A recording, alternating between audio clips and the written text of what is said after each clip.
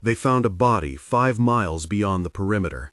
The official log called it a trespasser, but it did not explain the skin that had turned to a glass black like midnight held in a jar. My name is Ethan Walker, and for 10 years I was assigned inside Area 51 as a senior security coordinator for Project Threshold.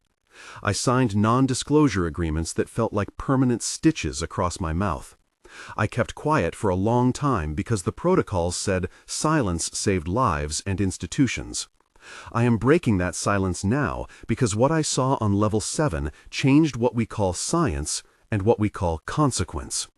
The first time I stood above the containment room, the air tasted like old batteries and rain on hot metal. I am writing this as a confession and a warning. I will walk you through the discovery, the rules meant to prevent, the errors we made, and the cost exacted in bodies and minds. There is an object at the center of this story, a flat black slab that does not reflect light, but seems to pull it inward and rearrange it. We labeled it the surface. I will show you the rules we were given and the rules we broke. I will tell you about nights when equations whispered into our dreams, and mornings when words were carved into flesh in a hand that did not belong to any of us. What did we open when we authorized access to Level 7? And why did our own equipment begin to refuse to measure what was there? I will begin at the moment Dr. Lena Ortiz knocked on the wrong door and refused to leave until I signed the single authorization that set the chain in motion.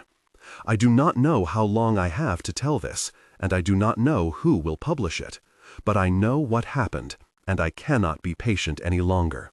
I was 29 the day I first entered the base as a fresh contractor, and 29 is a peculiar age to be given absolute trust and absolute boredom at once. I joined because I liked order and the hum of secure systems. I liked biometric verification and the clean lines of a facility that pretended the world beyond did not exist. My background is not in physics. I trained in perimeter control logistics and threat assessment, but 10 years in that environment trains you into a translator between human panic and machine protocol. I learned to read the cadence of alarms, to predict when a scientist was about to ask for something dangerous, because curiosity tends to have a rhythm.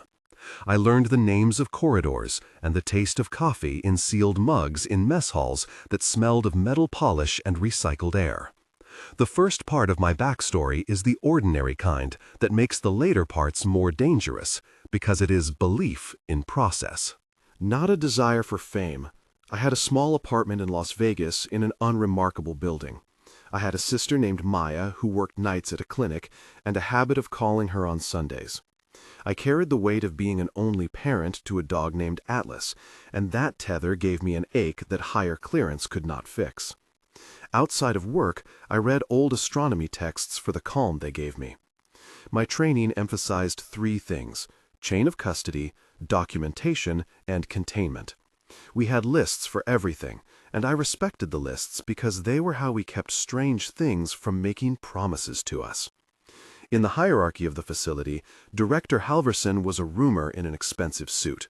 Dr. Lena Ortiz was the scientist who could make a whiteboard weep with equations, and SGT Marcus Reed was a blunt instrument who preferred order by presence rather than pretense.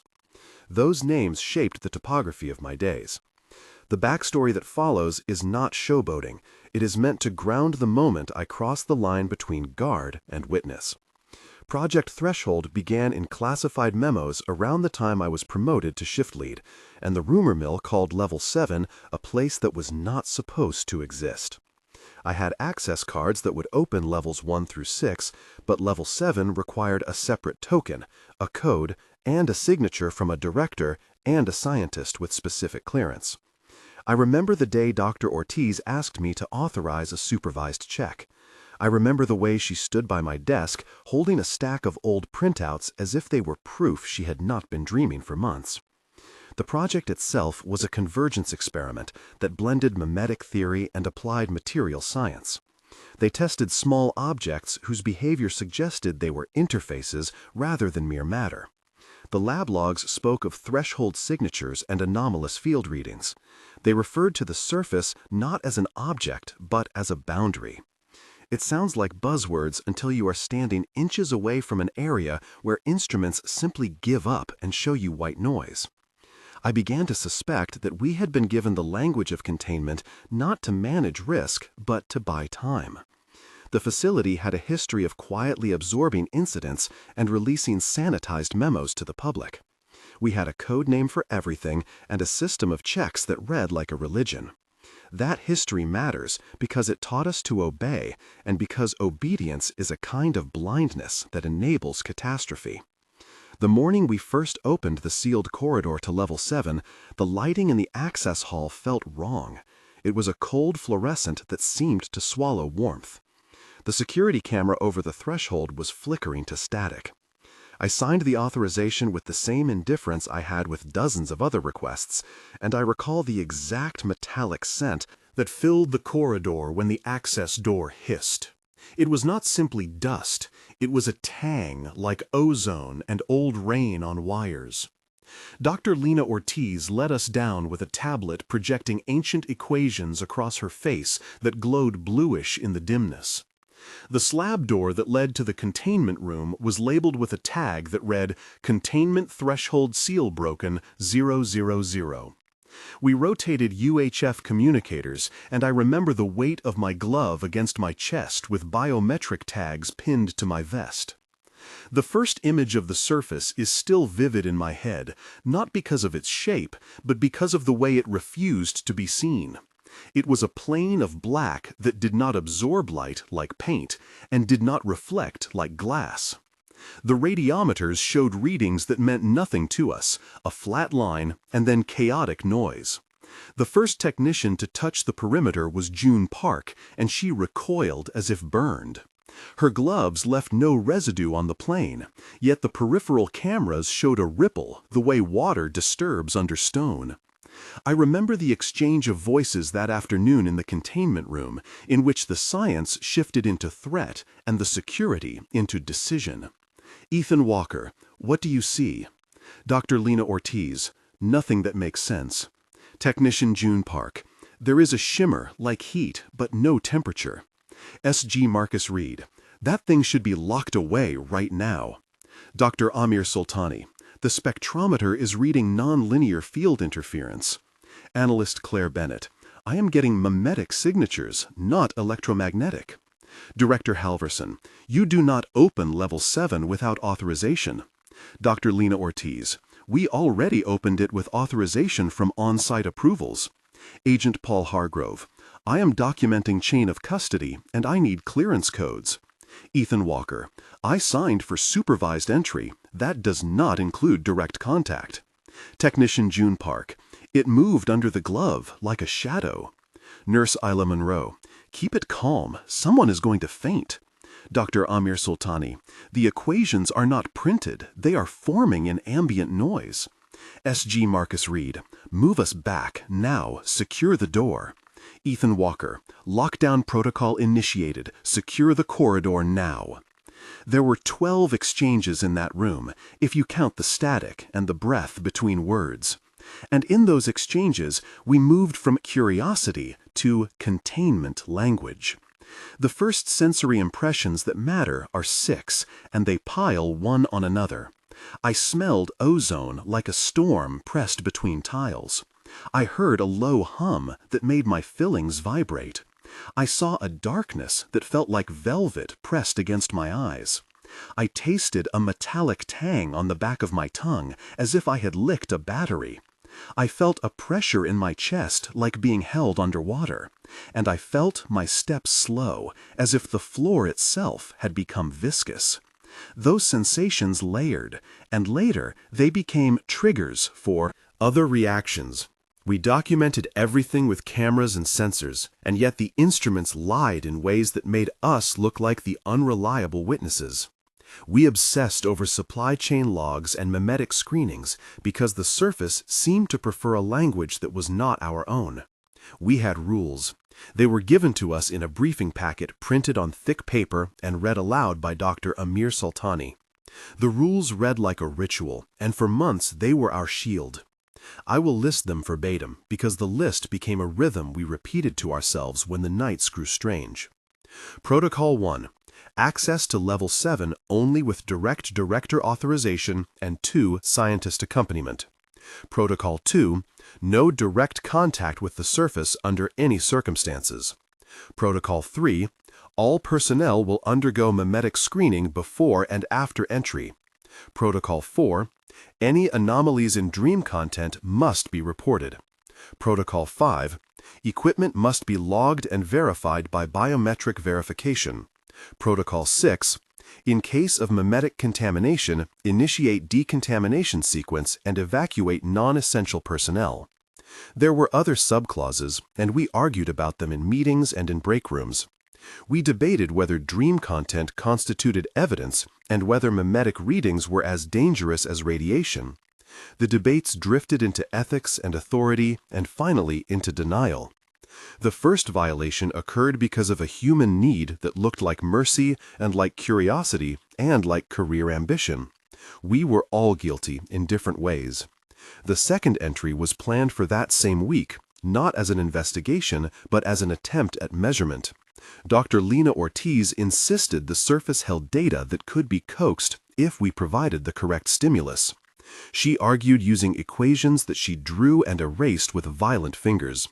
She asked for controlled engagement, and that request required a level of trust we had not earned.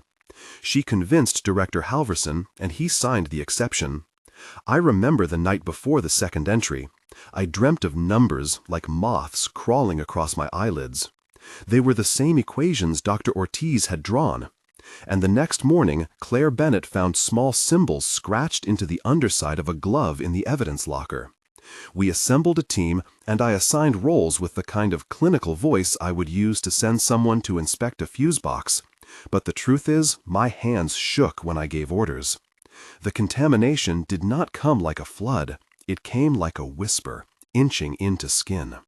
The second entry scene contains dense dialogue that shows the corruption of process into obsession. We had at least 14 exchanges as we tried to calibrate instruments and placate a woman who could not be dissuaded. Dr. Lena Ortiz. We need a direct stimulus pattern to prompt resonance. Dr. Amir Sultani. Pattern of prime ratios will create harmonic interference. Technician June Park. Who is going to touch the delivery plate? Analyst Claire Bennett. Not touch. We will hover a micro. Sergeant Marcus Reed. No one touches anything while I am on duty. Director Halverson. This is authorized under supervised parameters. Agent Paul Hargrove. Permission logged, but chain of custody is fragile. Nurse Isla Monroe. I will monitor vitals and cognitive responses. Ethan Walker. We will maintain 2 meters clearance and initiation timers. Technician June Park. The drone will deliver contact pulse at 30% amplitude. Dr. Lena Ortiz. Increase to 45. We need to see pattern emergence. Sergeant Marcus Reed. You do not change parameters once initiated. Dr. Amir Sultani. The math requires a window of instability to reveal structure. Ethan Walker. We hold at 35 for 3 minutes only, then reassess.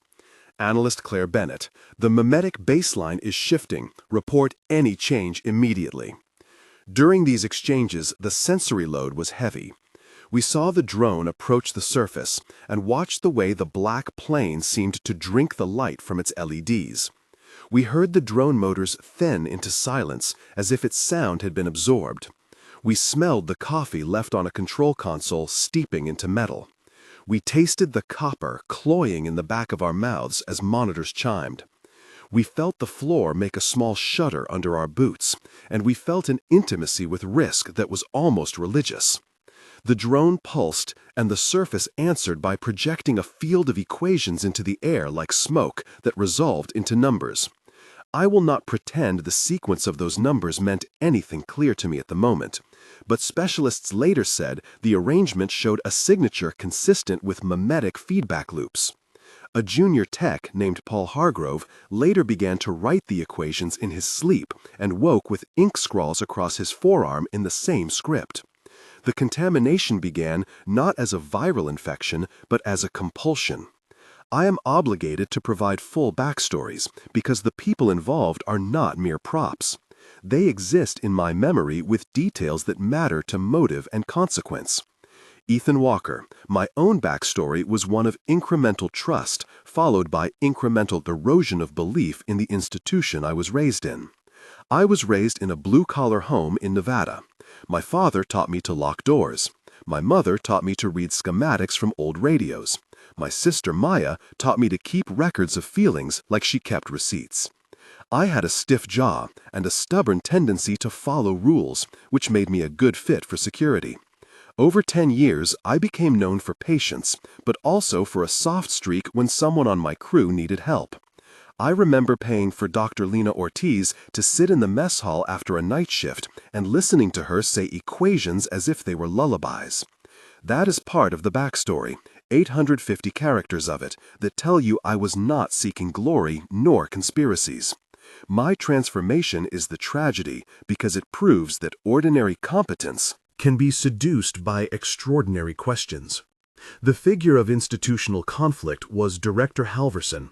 He was the antagonist in the sense that he embodied the system that protected itself at the expense of people. He had an academic history in defense procurement and an unruffled manner. He had a habit of polishing his cufflinks when bad news arrived and a private office lined with books on crisis management. My memory of him includes 2 stories about how he dealt with previous incidents. He once compartmentalized an entire floor for 3 years after an unclassified leak, and he once authored a memo that sealed an experiment as classified due to political risk. Rather than being cartoonishly evil, his antagonism was procedural and cold. 700 characters of it show that he prioritized threshold stability over human cost. He argued that leaks would create panic and that lives could be saved in the long term by secrecy. He allowed exceptions when he thought benefits outweighed risks, and that calculus killed people because some things should not be turned into risk-benefit analyses. He is not the villain of melodrama, he is the villain of calculable risk, and I name him because institutions with his temperament are dangerous around things that change the rules of measurement. One of the worst parts of what followed were the nights that changed us. The contagion was mimetic, not viral, and showed up as dreams at first. People reported similar imagery across shifts. A pattern of dreams we called the knot, which contained repeating motifs. 7 vertical lines, a circle that did not close, and numbers that moved like fish. The first serious tension moment happened when Tech Paul Hargrove began to speak numbers in the sleep bay. He woke in the middle of the night and began to transcribe equations from memory into a notebook, and by morning his hands were raw and the writing had bled under his skin like bruises. We sat him in the briefing room and tried to establish if this was psychosomatic or something worse. The scene is a moment of extended pressure, with about 550 characters to create suffocating attention. Marcus Reed slammed his fist on the table and demanded evacuation. Dr. Amir Soltani argued for extended screening. Claire Bennett said the mimetic baseline could be cleared with a controlled cognitive reset. I voted for removal and quarantine for the sake of the team. Halverson refused. He said containment meant data, not panic. That refusal is where accountability leaked. The second moment of maximum tension occurred during a midnight sample run. When Nurse Isla Monroe noticed a marking on the forearm of technician June Park, a symbol like a tiny unclosed circle. The team argued whether to perform an immediate decontamination protocol. June argued it was superficial and could be scrubbed off. Nurse Monroe said it was under the dermis and looked like the skin had been incised and healed in a different direction. Tensions rose and the room felt small. The dialogue was dense and frantic at that point. We had 14 exchanges as we tried to decide the fate of a colleague, while sensors in the corridor started to register patterns of interference. The debates were not only practical, they were moral, and they echoed in my head long after the room emptied. The third moment came when an incursion happened. A man named Agent Paul Hargrove attempted to remove a small fragment of the surface with his gloved hand, and the glove adhered to the plane in such a way that his forearm trembled, and the ridge of the glove impression completed itself on his skin, as if the surface had pressed its geometry into him. Hours of shouting and frantic protocol, the glove tore from his arm, and when it did, the skin under it was not plain skin anymore. It had thin script like equations growing along the vein.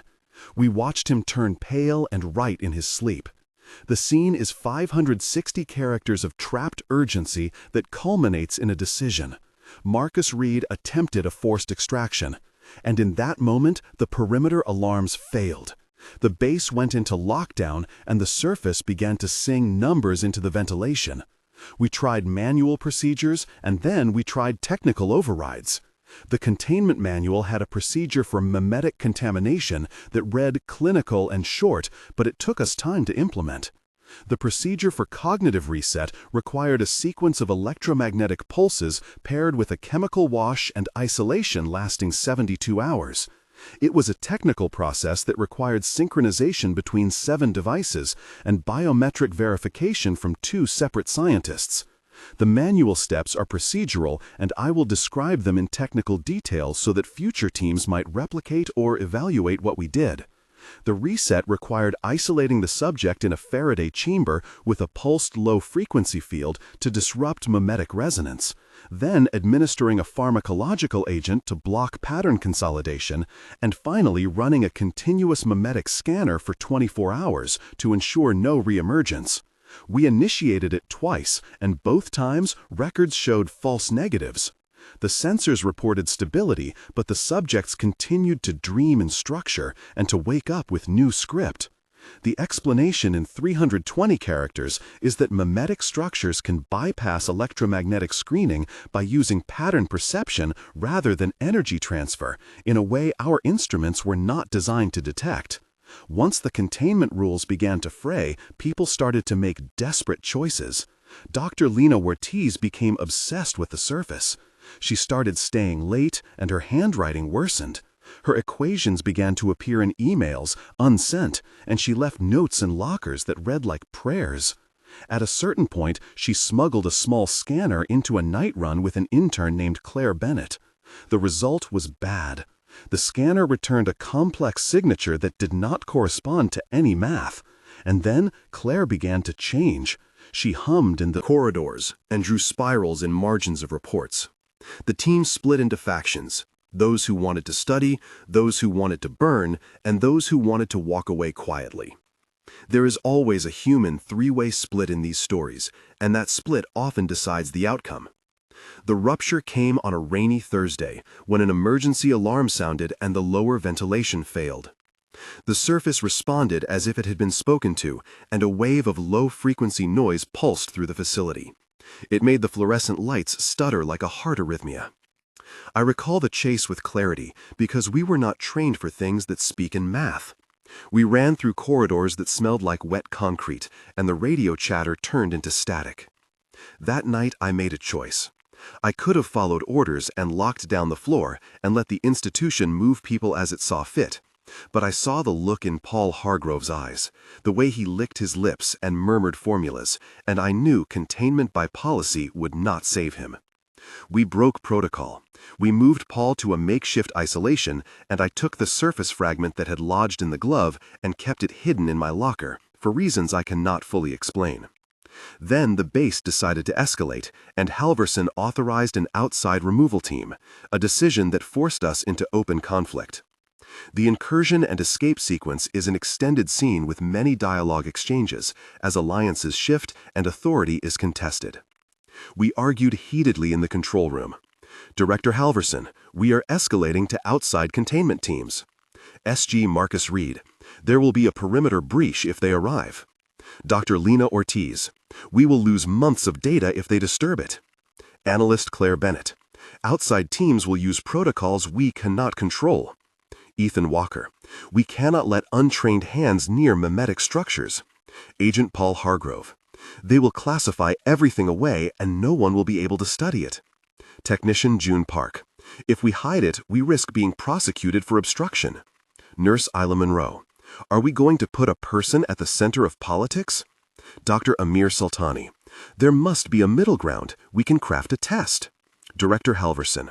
The order stands. We are directing external quarantine. Ethan Walker. I am refusing the order on moral grounds. S.G. Marcus Reed. You will be relieved of duty. Ethan Walker. Then relieve me, because I am caking Paul and I am securing the fragment. Director Halverson. You will be court-martialed.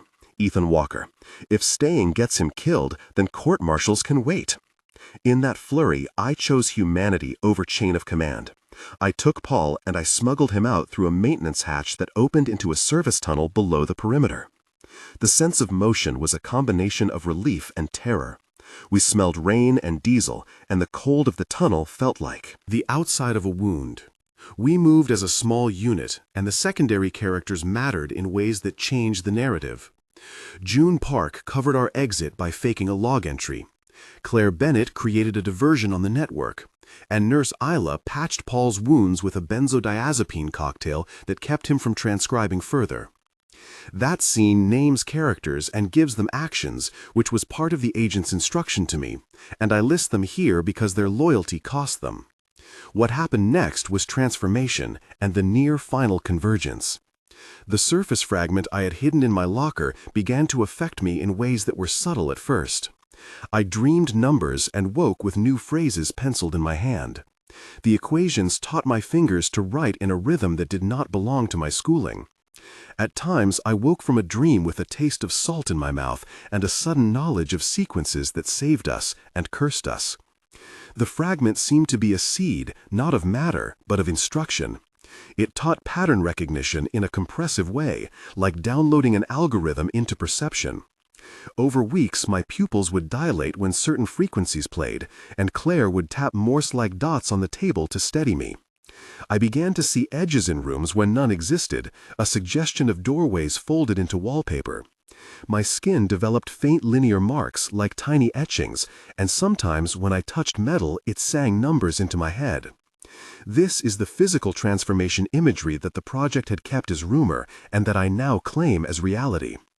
The climax of the story was a confrontation on a night when the facility was nearly empty, and the external quarantine team arrived. We were 4 against a system, and the stakes were both human and existential. The surface attempted to complete an action, a convergence. The facility had been a crucible, and the surface wanted to open a threshold. For a brief sequence, we saw a rift, as if someone had pulled a seam, and something beyond blinked in and out like a second hand on an old clock. The rift smelled like the inside of a shell, and the sound was a chord that made the floor feel like a throat. We had 3 options: destroy the surface, stabilize it, or let it open. I argued for stabilization. Dr. Lena Ortiz argued to explore. Director Halverson ordered containment. And Paul Hargrove in his fugue scribbled coordinates that read like a plea. In the end, I chose to try to stabilize because letting it open felt like inviting an irreversible rewrite. The scene contains lengthy dialogue and a physical conflict in which a controlled pulse module was used and then rewired by Claire Bennett in a desperate attempt to sync with the surface. The device overloaded, and for a terrible second, it looked as though the team might be shredded into vectors. Instead, the pulse matched a pattern in the fragment, and the rift pinched closed like a fist. The facility shuddered, and emergency lights bled into a gray dawn. The resolution that followed involved technical improvisation and institution-level decisions.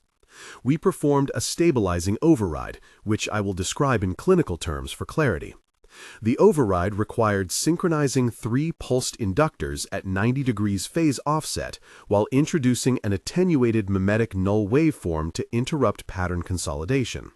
The process demanded continuous biometric verification and iterative recalibration.